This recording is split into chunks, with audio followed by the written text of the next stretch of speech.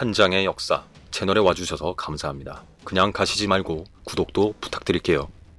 임진왜란이 일어난 뒤 오랜 전쟁에 민심이 피로해지고 가뭄으로 농사가 잘 안 됐음에도 국가에서는 부역이나 부세를 그대로 부과해서 백성들의 생활고가 상당히 컸습니다. 특히 충청도 지역은 탐관 오리들이 많았는데 그들의 폭정으로 인하여 충청도 지역에서 유독 반란이 많이 일어난 것으로 보입니다. 그 중에서 충청도 홍산의 이몽학이 군사를 모아서 난을 일으킨 일이 있었습니다. 전쟁 초반에 명나라 근처 의주까지 도망친 선조에 대한 반감은 그만큼 컸고, 이에 이몽학은 자신이 세상을 바꾸겠다며 서울로 쳐들어갈 모의를 하고 거사를 행한 것입니다. 선조 29년인 1596년 7월 충청도 순안 어사 이시발이 첩보의 내용을 담은 계문을 선조에게 보냅니다. 이달 초 승려와 민간인, 군사들까지 포함한 천여 명이 되는 반역의 무리가 홍산 외곽에 모여 진을 치고 있다가 홍산 고을로 쳐들어갔다고 합니다. 그들은 홍산 현감을 끌어내고 도장을 빼앗았으며 관아에 있던 무기도 탈취하고 호각을 불며 군대의 깃발을 흔들면서 행군했다고 합니다. 임천까지 이어진 행군 뒤에 임천의 군수를 끌어내서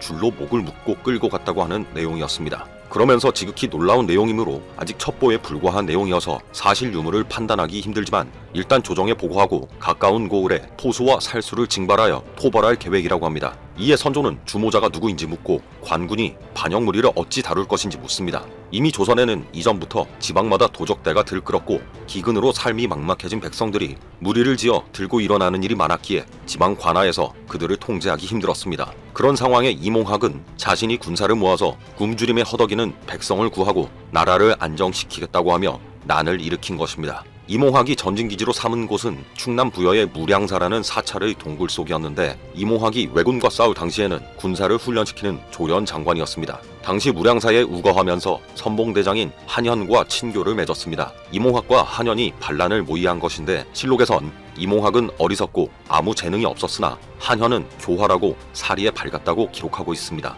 한현도 군인으로서 어사 이시발의 휘하에 소속된 선봉부대의 장수이자 전쟁 중에 식량을 모집하는 임무를 맡은 모속관이었습니다. 군대의 상하지위 관계로 따지자면 한현이 이몽학보다 상관의 자리에 있었고, 이들이 모의 과정에서 한현이 주도권을 잡았을 것입니다. 그러나 실제 진행되는 거사의 과정에서는 이몽학이 전면에 나서게 됩니다. 이 둘은 호서 지방의 민심은 탄식과 원망으로 가득 차 있다고 하며 사람들을 모아서 세상을 바꾸려면 지금이 기회라고 합니다. 그리고 충청도 일대는 큰 고을, 작은 고을 할 것 없이 관아의 방비가 매우 허술하거나 방비하는 관군이 거의 없다는 점을 알고 있었습니다. 그러면서 군사를 모으는 일과 군사가 충분히 모인 뒤에 이를 결행할 계획을 논의하던 중에 한현에게 급보가 날아듭니다.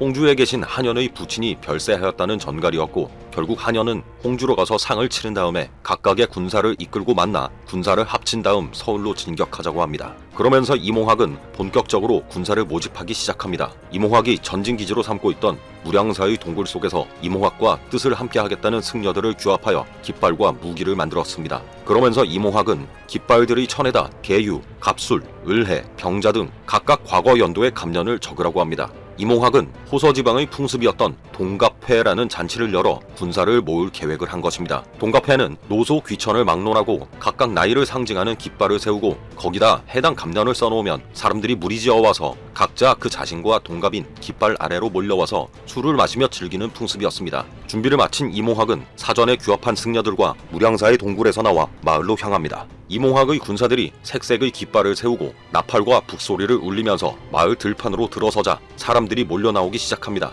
그러면서 동갑회를 열 것이니 20살 이상의 사람들에게 각각의 깃발 아래로 모이라고 합니다. 모인 사람들 앞에선 이몽학은 자신이 의거를 도모하는 사람이며 이번에 일으키는 의거는 백성을 편안하게 하고 나라를 안정시키기 위한 일이라고 합니다. 이어서 굶주림에 허덕이는 백성들을 구할 것이라고 하며 이 뜻을 거역하거나 방해하는 자는 죽음을 면치 못할 것이며 명령에 순순히 따르는 자는 뒷날 큰 상을 받을 것이라고 합니다. 자신을 따라서 서울로 진격하는 대열에 함께하자는 선언에 마을의 백성들이 환호했습니다. 이렇게 군사를 모아서 반란을 모의한 이몽학이 반란을 진행하는 과정과 이들이 맞이하게 될 최후의 이야기는 다른 역사의 장에서 계속됩니다.